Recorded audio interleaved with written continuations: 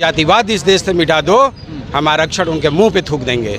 इस देश में जातिवाद नहीं रहना चाहिए। जिसको शिक्षा नहीं मिल रहा है वो लाचारी पकौड़ा तल रहा है। अगर पकौड़ा तोलना ही मोदी जी बोलते हैं रोजगारी, हाँ, तो अगर पकौड़ा तोलने की बात ही है तो मोदी जी तोले। जब संविधान बन के तैयार हुआ तो ये जो आरएसएस के लोगों ने कहा था कि मैं इस संविधान को नहीं मानूंगा और आने वाला दिन में मेरी सरकार बनेगी तो मैं इसे निरस्त कर दूंगा, और नारा दिया था कि हम केशव के अनुयायी हैं, लाख बधाएगा भगवा तो फहराएंगे। भगवा कहाँ फहरेगा? सवाल उनसे खड़ा है कि तिरंगा हटा के फहराओगे या कहाँ फहरा? इस देश की तमाम उन बच्चियों को, महिलाओं को शिक्षा का अधिकार दिया था और उनकी बदौलत आज महिलाएं भारत में शिक्षित हो रही हैं। अयोध्या में जो राम मंदिर बन रहा है वो बेकार का बन रहा है।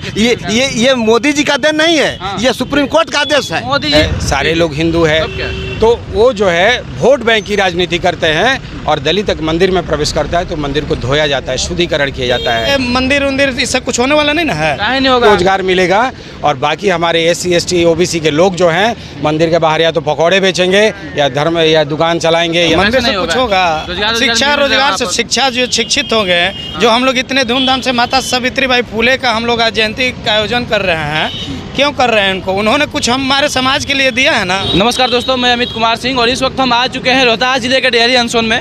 और यहाँ दोस्तों आज माता सावित्रीबाई फुले जयंती जो है काफ़ी धूमधाम से मन रहा है। वैसे में प्रभात फेरी जो है डेहरी शहर में निकला हुआ है। RJD के पार्टी के जो जितने भी लोग हैं, जितने कार्यकर्ता हैं, सभी लोग निकाले हुए थे और कर्पूरी ठाकुर जी के मूर्ति पर भी माल्यार्पण हुआ है। उसके बाद फिर बाबा साहब के मूर्ति पर भी यहाँ पर देख सकते हैं जो कि माल्यार्पण लोग किए हैं। बात करते हैं और इनसे क्या कह रहे हैं इसके बारे में, माता सावित्रीबाई फुले जी के बारे में क्या कहते हैं। स्वागत है आप लोगों का। जी धन्यवाद बहुत बहुत आपका। और मैं डॉक्टर शैलेश कुमार सागर, प्रदेश उपाध्यक्ष झोगी झोपड़ी प्रकोष्ठ। और आज जो है यहाँ डेहरी ऑनसोन में माता सावित्रीबाई फुले का जयंती समारोह बहुत भव्य तरीके से मनाया जा रहा है। और इसके पीछे एक कारण है कि माता सावित्रीबाई फुले ने इस देश की तमाम उन बच्चियों को, महिलाओं को शिक्षा का अधिकार दिया था और उनकी बदौलत आज महिलाएं भारत में शिक्षित हो रही हैं और भारत में शिक्षा का स्तर महिलाओं में तेज़ी से बढ़ा है। माता सावित्रीबाई फुले शिक्षा का अलग देश में जगाया था, लेकिन आज जो है कहने के तक धर्म के नाम पर जो है राजनीति करा जा रहा है। और आप लोग शिक्षा का बात करते हैं, दूसरे पार्टी के लोग धर्म का बात करते हैं। आप लोग कहाँ तक कारगर साबित होंगे? देखिए, धर्म के नाम से और धर्म से राजनीति करने से इस देश का ना विकास होने वाला है, ना युवाओं का, ना बच्चियों का, ना महिलाओं का, किसी का कोई भला नहीं होने वाला है। धर्म के नाम पे बस लड़ाया जाता है, आपस में दंगे फसाद कराए जाते हैं। लेकिन जो माता सावित्रीबाई फुले ने जो शिक्षा का संदेश दिया है और इस देश में वो ऐसी पहली महिला शिक्षिका रहीं और हम उनको नमन करते हैं कि उन्होंने इस देश की महिलाओं और बच्चियों को जगाने का काम किया, उनको हक अधिकार दिलाने का काम किया और महिलाओं के लिए उन्होंने जो कार्य किया है शायद इस देश में कभी कोई किया हो। कहा है आप लोग शिक्षा के चक्कर में पड़े हुए हैं, राम मंदिर बनाने के लिए जाना है। मंदिर से कुछ होने वाला नहीं ना है, मंदिर से कुछ होगा। शिक्षा रोजगार से शिक्षा जो शिक्षित हो गए, जो हम लोग इतने धूमधाम से माता सावित्रीबाई फुले का हम लोग आज जयंती का आयोजन कर रहे हैं, क्यों कर रहे हैं? उनको उन्होंने कुछ हमारे समाज के लिए दिया है ना।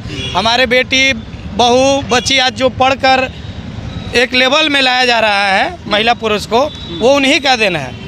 पहले इनसे वंचित रखा जाता है शिक्षा से महिलाओं को, लेकिन इन्हीं का दे रहे हैं जिसके बदौलत इनको कहा जा रहा है भारत के प्रथम शिक्षिका माता सावित्रीबाई फुले।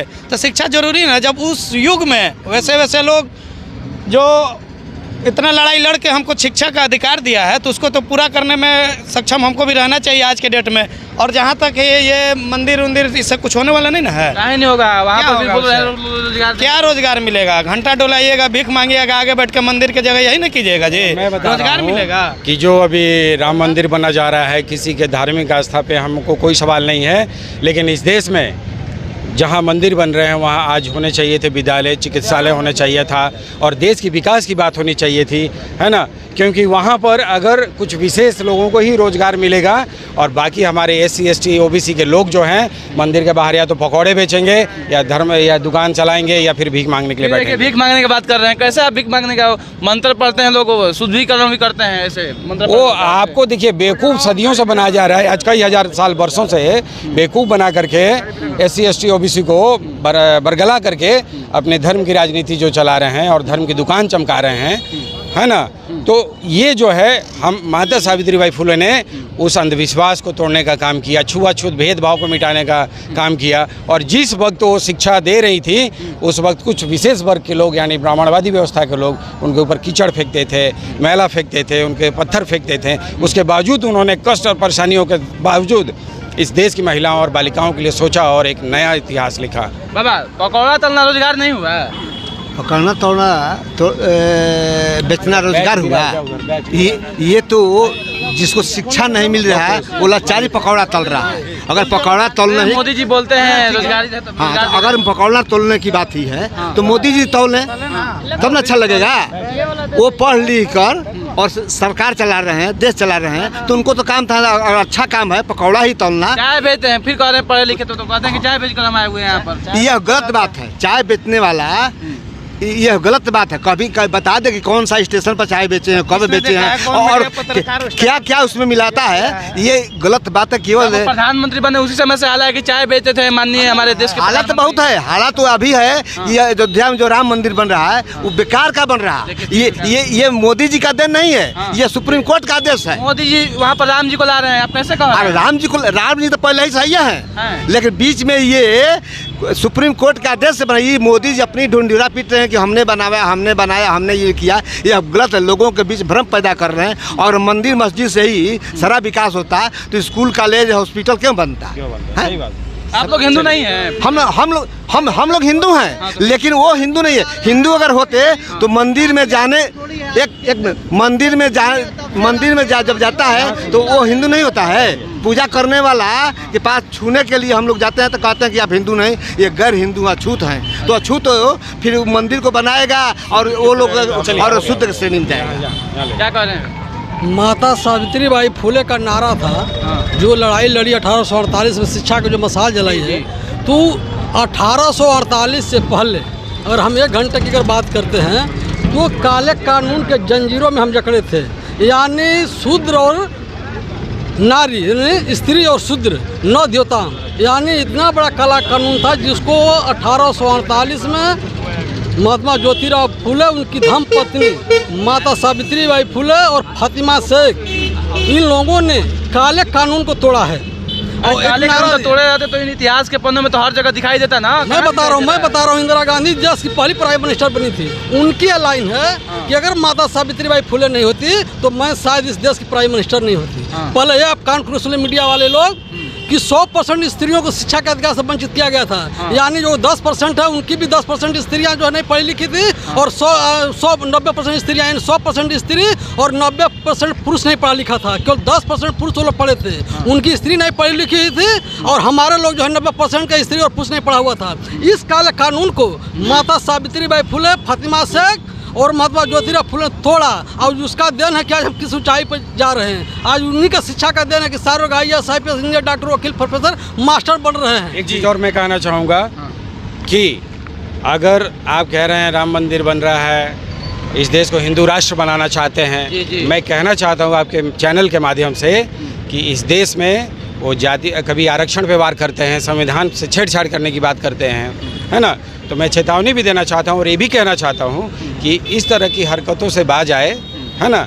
और दूसरी बात, अगर आप कहते हैं कि ये दलित भी हिंदू है, सारे लोग हिंदू है, तो वो जो है वोट बैंक की राजनीति करते हैं और दलित तक मंदिर में प्रवेश करता है तो मंदिर को धोया जाता है, शुद्धिकरण किया जाता है। मैं कहना चाहता हूँ कि तुम जातिवाद इस देश से मिटा दो, हम आरक्षण उनके मुंह पे थूक देंगे। इस देश में जातिवाद नहीं रहना चाहिए।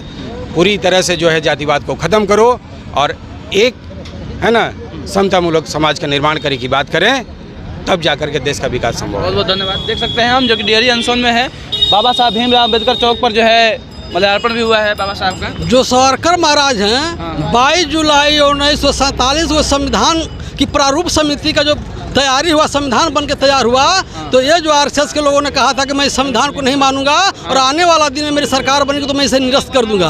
और नारा दिया था कि हम केशव के अनुयायी हैं, लाख बधाएगा भगवा दो फहराएंगे। भगवा कहाँ फहरेगा, सवाल उनसे खड़ा है कि तिरंगा हटा के फहराओगे या कहाँ फहरा दोगे।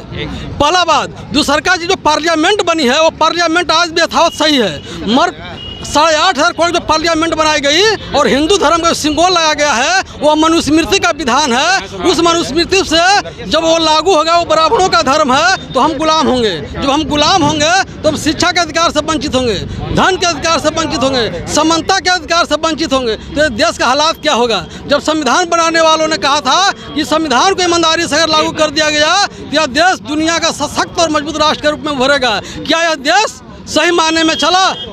तो पता चला क्या नहीं चला। बाबा साहब अमर रहे, माता सावित्रीबाई फुले।